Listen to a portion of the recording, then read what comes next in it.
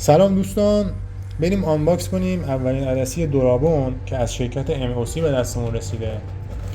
همونطور که میدونید ما برای ساخت عدسی های انحصاری یه سری پارامترها رو اندازه گیری میکردیم، مانند BVD، زاویه قوس فریم، شیب پانتوسکوپیک فریم.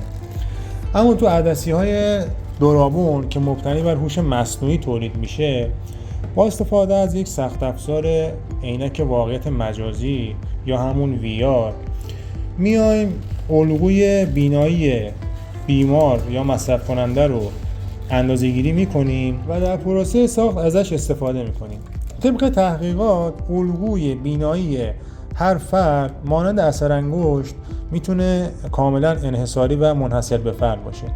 ما با استفاده از دستگاه VR بیمار رو به فضای متاورس میبریم و زاویه چشم و زاویه حرکت سر بیمار رو آنالیز میکنیم. نهایت پس از اندازه‌گیری هوش مصنوعی یک کد که انحصاراً برای بیمار هستش رو به ما میده و ما با توجه به فرم قرارگیری فریم روی صورت بیمار و پارامترهای شخصی سازی که اول ویدیو اشاره کردم بهترین دید رو به بیمار میده. اما بریم سراغ اصل مطلب.